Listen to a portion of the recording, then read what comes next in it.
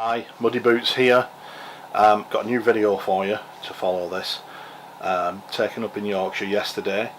Bit of photography, bit of walking, 7-miler around Twistleton Scar.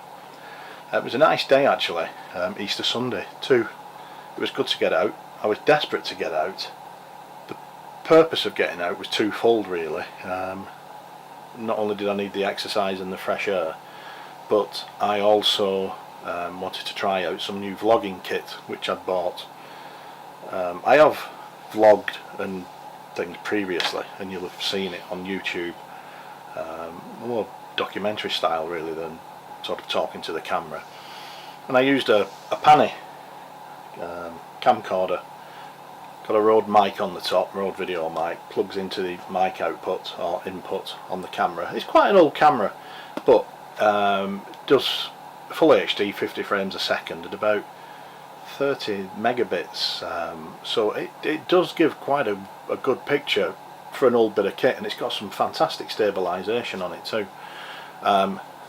Bit weighty, you know, it's and also when you have it on the wide setting, it's not that wide really. It's not like a wide angle lens you get on a DSLR, but it's got good zooms on it, and it's a cracking bit of kit really.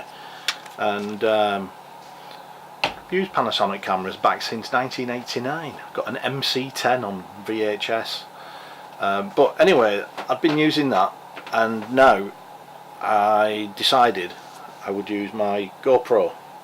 I've had this for a couple of years now. I used to use it on a drone, and it's been Chris, my pal, has had it, and trying to get anything back off Chris is you have to lever it out of his sweaty paws. So I've got this back off Chris, and the microphone on this is not very good, especially when it's in the housing. It's really useless. So to go with that, I bought this Rode mini video mic. It's not a powered mic, it uses the plug-in power off the USB, and with it you get a shock mount and a foam muff and a dead cat to go with it, and it's actually I was quite impressed with it. It's quite surprising. So I've got that to go with this,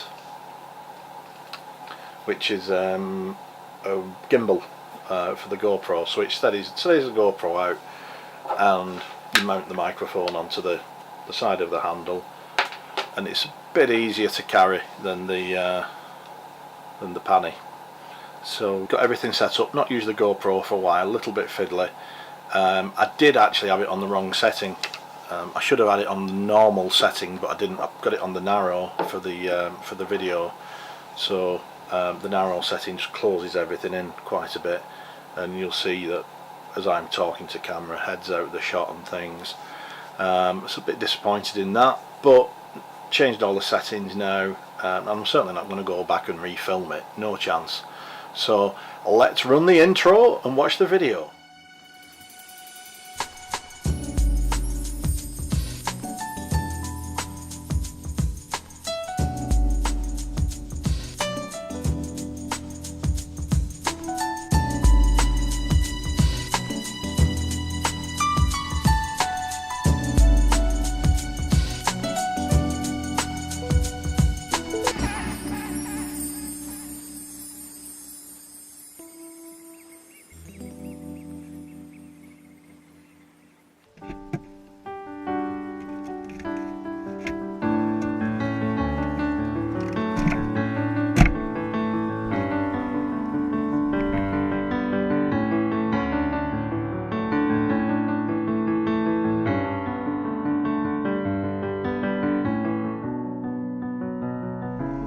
Here we are over in Chapel the Dale, and we just parked up down from the actual centre, if there is a centre of Chapel the Dale. As you can see behind me, we've got Ingleborough, still got a little bit of snow on it, and we're going to be going up and over Twistleton Scar today. Not a massive walk, about 5 miles, and hopefully we'll gain some altitude, get some nice photographs, and a bit of limestone possibly some odd trees here and there. I'm just walking over a cattle grid as we speak, so watching where I'm placing the feet, and now heading towards Chapel le Dale.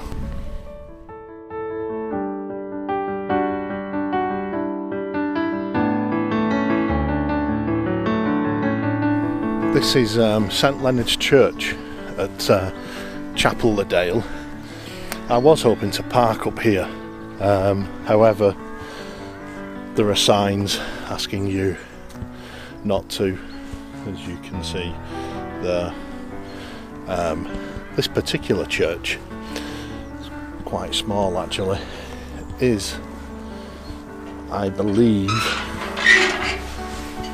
it's the place where people who died whilst building the Settle Carlisle railway line, I believe they were buried here. Don't know the exact numbers, but I'm just going to have a quick look. At a small plaque there, which was erected in the year 2000, commemorating the people who died whilst building the Ribblehead viaduct and the Settle Carlisle railway line.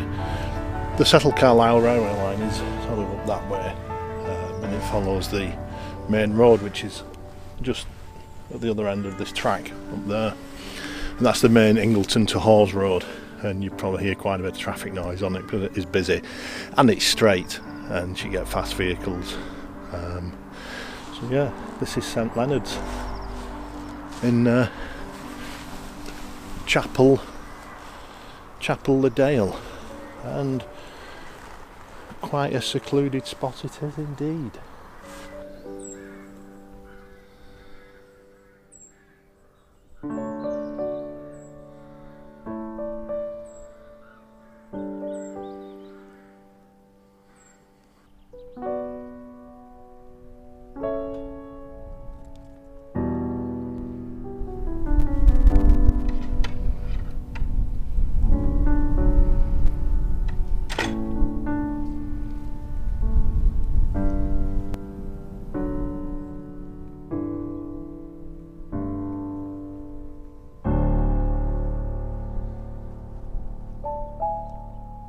We're currently walking along the track that leads up to Ellerbeck, which is quite a remote farm on the flanks of Whernside. It's a decent track leading us up there, and just behind you can see the massive bulk of Ingleborough, and I was quite surprised to see still a little sprinkling of snow up on the summit. So hopefully got some lovely light today, really gorgeous, so should get some nice photographs. Just going to get up here, take a left turn at Ellerbeck's and go along the top of Twistleton Scar and start getting the camera out, see what I can grab. Approaching the Ellerbeck, which is behind me, and I'm quite surprised at how extensive the view is from here. If I just turn around, you can see behind me Ribblehead Viaduct peeping out from a clump of coniferous trees, and then I swing further round and you've got over there the Hill Inn, which I'll be visiting afterwards just to rebalance the fluids as is tradition.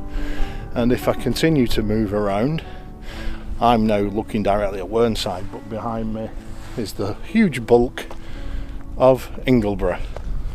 Almost said Pennygent then, and you'd be putting comments below the line, wouldn't you, for that one?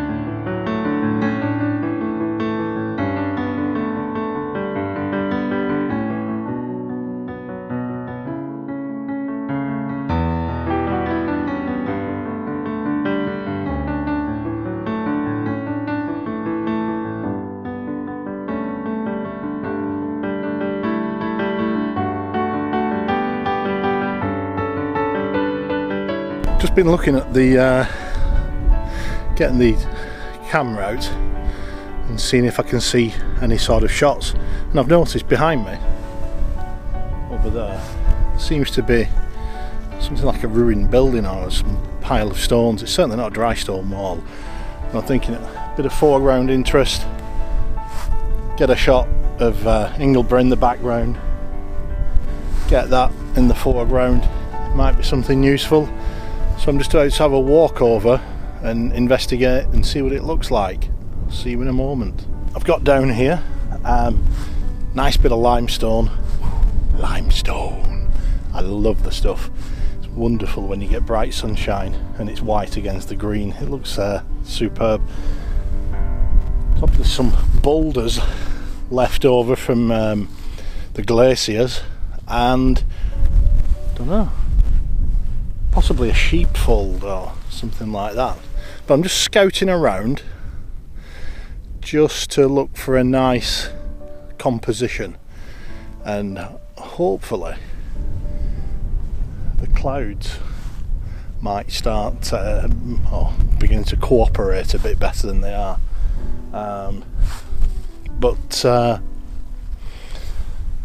Yeah, I think there's quite a good opportunity here to get something. Got myself a nice composition. If you look there, on a 250th of a second shutter speed, f9, and I've dropped the ISO down to 64 just to try and improve the quality of the picture. So that's what we've got. I'm on a 2-second timer, I think it is, so there's no camera shake when it decides to take. Might be 10 seconds, can't remember now. There we go, and that's what we've got. I do tend to shoot on quite a neutral profile and try and anything afterwards I'll do in post-production or Lightroom to you and me. So that's that one. I'm going to have a bit of a mooch around, see if there's anything else I can get whilst I'm here, and then move on further along Twistleton. Catch you in a bit. Bye.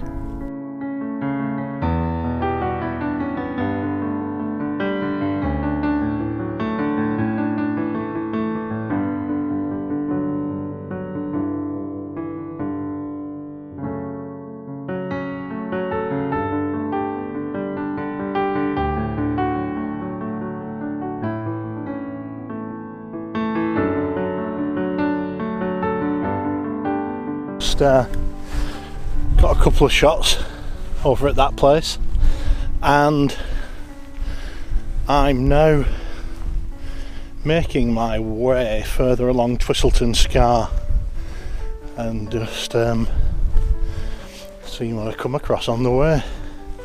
Hopefully a bit of limestone pavement and some trees. If you look on the horizon, there are 3 boulders. I'm sure I've seen them in a book, maybe wrong, but I'm going to have a mooch over there and see if I can get anything decent from those.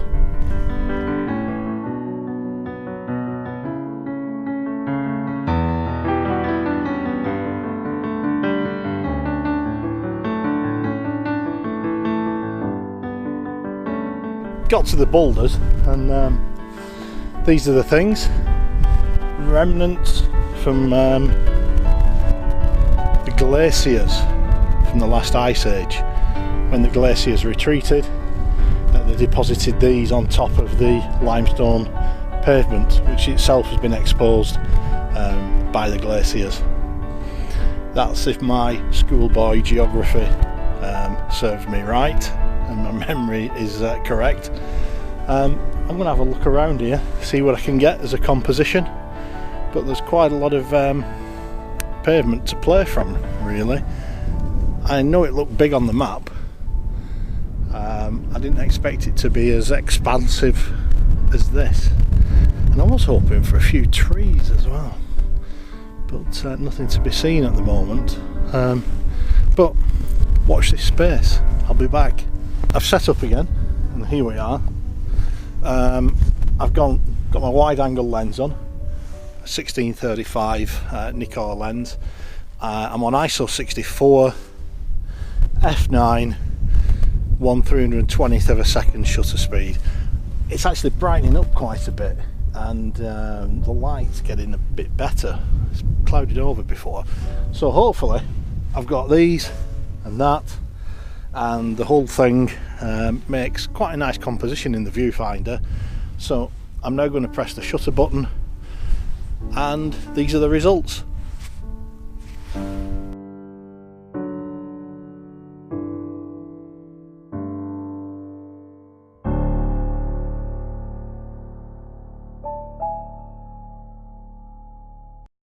Coming to the end of what I presume is Twistleton Scar now, and I was looking for the path along the top. It's a bit indistinct, and I noticed a bit of a dip on the horizon and just started heading for it, and this is it. And I don't think it could be anything else other than worn down through the years by the passage of horses, feet, carts possibly, but look at that, down to the limestone. This is the obvious track leading down and into Lancashire. I always think any good view of Yorkshire is vastly improved by looking back into Lancashire. Are you listening, Terry? Yeah, it's a bit of a cloudscape there over Morecambe Bay and the Irish Sea and Heysham on the horizon, unmistakable. One of the few remaining nuclear power stations in the country. Just as I've been descending down from the top of Twistleton Scar, which drops over the edge, and the panorama of the glorious panorama of Lancashire opened up before me, I noticed a couple of trees on the limestone pavement. So I'm a bit of a sucker for limestone pavements and trees. So there's one. Is it a hawthorn? I don't know. And if I spin round a little bit more, there's another one in the back there, which is probably a bit more of a wiry specimen. So I'm just going to have a mooch around. I usually have a wander around for 10 minutes or so to try and look at a composition and possibly try and get the best angle and see what I can make of it, really. Just weighing it up, then I'll get the tripod out and the camera and have another stab. So see you in a moment. Up now, got a nice composition. Got over that side. Got this tree. You can see which way the wind blows up here, can't you? Leaning in. And got a good composition set up on the camera using the wide angle lens, this one. F9 again. I'm still on ISO 64 just to get that bit better quality, and no filters, no polarizers, just a UV on the front, which I generally use as a lens protector. 1/320th of a second, and I'm still on the delay. It's a bit breezy. Hit that button and here we go. See what happens. Listen for that click.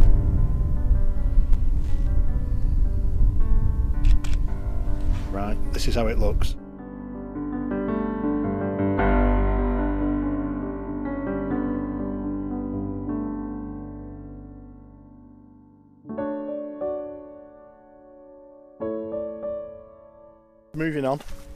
Moving over to the other tree, which I showed you just a little while ago, and I have to navigate the limestone pavement here. And again, as I've just said before, I'm going to have a look around it first to find the best composition and see what suits the image best. So I better keep my eyes peeled, because I'm just going to start walking over the limestone now. Right, we're set up on this one now, and it's actually not bad composition. If you look at the back of the live view, It's gone a little bit darker, so the shutter speed's gone a touch slower, 200th. Still on f9, still ISO 64, and gonna give it a go. Hit that button, count to 10, and let's see how this one ends up. Although a bit of a moody looking sky. Okay, this is the end result coming up.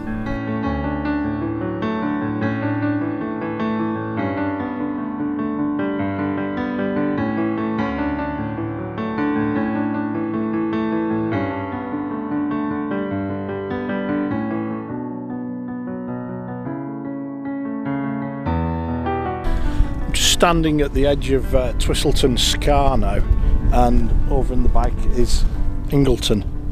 And I was just quite taken by the view, really, which starts over there, Morecambe Bay and Heysham, and then sweeps all along over central Lancashire, Longridge Fell, and then over in the distance, just peeping over the hill, is Pendle Hill.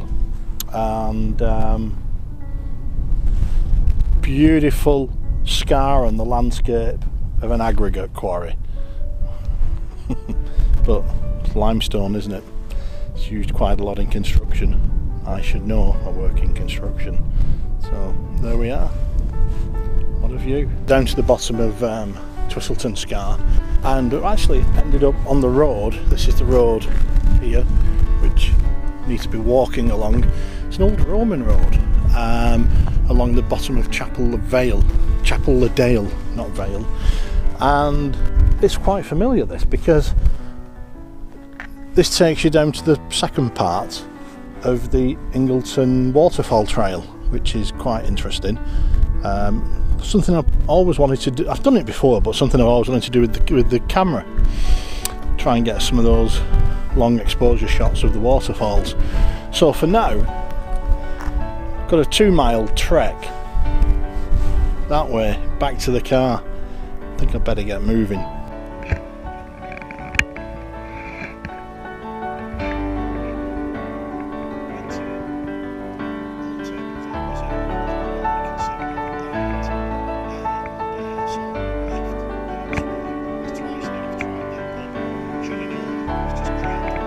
Okay, thanks for watching that. And I'm going to knock it on the head now, and look forward to doing the next one, get something planned. If you liked it, hit the thumbs up button, subscribe if you really liked it, and hit the thumbs down button if you're that sort of person. You know, the role of the critic is easy. If you don't like it, give it a go yourself and we'll see how you get on. Okay, thanks a lot. Until next time, bye.